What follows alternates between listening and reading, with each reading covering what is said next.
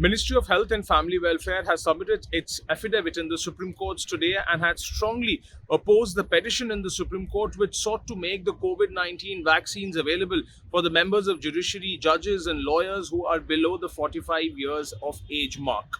The central government has clarified that extending such a facility to the members of the judiciary will create disparity and discrimination to the members of other professions and other professionals.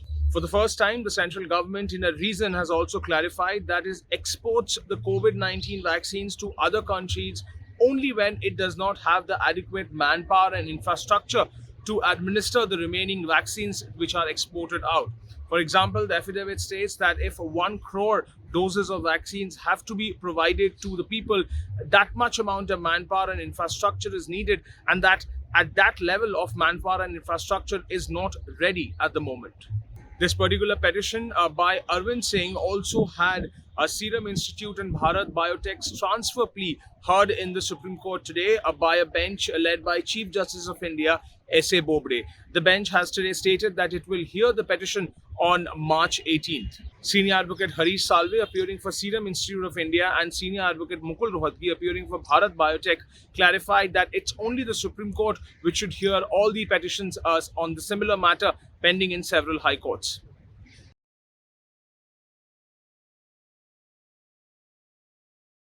Today was the day one of the Maratha reservation hearing, wherein a 5-judge constitution bench of the Supreme Court, headed by Justice Ashok Bhushan, heard a challenge to the Maharashtra Socially and Educationally Backward Classes Act, which seeks to provide employment and educational reservations to the Marathas. Senior Advocate Arvind Datar today argued that reservation for economically weaker sections is not based on socially backward class. It is for economically weaker sections across the board, irrespective of who you are. Datar added, 103rd Amendment underlies our argument. If at all 50% should be amended, it can't be done by this bench or 11-judge bench. It has to be done by the Parliament. Senior Advocate Arvind Datar further clarified that the Indira Sawhney judgment was dealing with the larger issue of the reservation. Before it, there were cases of educational institutions before them. All of them were referred to in the Indira Sawhney case.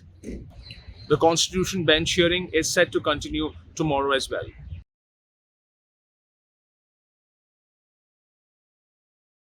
A Chief Justice of India, S.A. Bobde-led bench today issued notice to the central government and the Ministry of Health and Family Welfare on a petition by the Indian Medical Association challenging the rules or orders passed by the Central Council of Indian Medicine, wherein it was stated that certain Ayurveda doctors can perform surgical procedures. Solicitor General Tushar Mehta, appearing in the case on behalf of the central government, stated that the concerns raised by the petitioner were a little overpitched and the central government will file a reply in this case. Advocate V.K. Biju, appearing for the Ayurveda Medical Association, stated that this particular petition insulted the Ayurveda doctors. IMA had moved the top court seeking to set aside or quash the amendment to regulations to the postgraduate Ayurveda surgery by CCIM, and declared that the council does not have powers to include modern medicine in the syllabus. This particular case will now be heard after 4 weeks.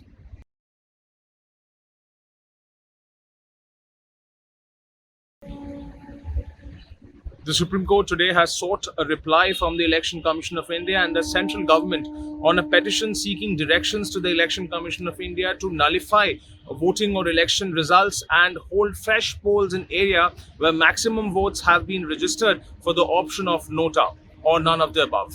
Senior Advocate Dr. Menaka Guruswamy, representing BJP leader Ashwini Upadhyay in the Supreme Court, argued that if political parties knew that their candidates could be rejected on the ground of nota, they would probably field better candidates in the election and thus streamlining the electoral process of India. However, Chief Justice of India mulled over the possible point that if a political party exercising its influence on a segment of people gets maximum nota votes polled against a particular candidate and that none of the candidates gets a seat from a particular constituency, then what would happen if that constituency remains unrepresented in the parliament? However, a notice has been issued in the case now.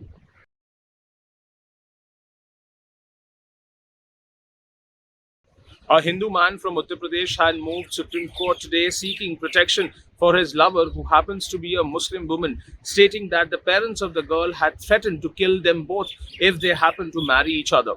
The petitioner man and the NGO which had moved Supreme Court had apprised that the state of Uttar Pradesh was not complying with the directions issued by the top court in 2018 case of Shakti Vahini, wherein the states were asked to take certain remedial and preventive measures to stop the practice of honor killings. However, a Chief Justice of India S.A. Bobde-led bench did not interfere in the petition and has given liberty to the petitioner to move the Allahabad High Court. Well, that's all from the Supreme Court today. Do stay tuned with Supreme Court Today tomorrow as well. And don't forget to like and share barandbench.com.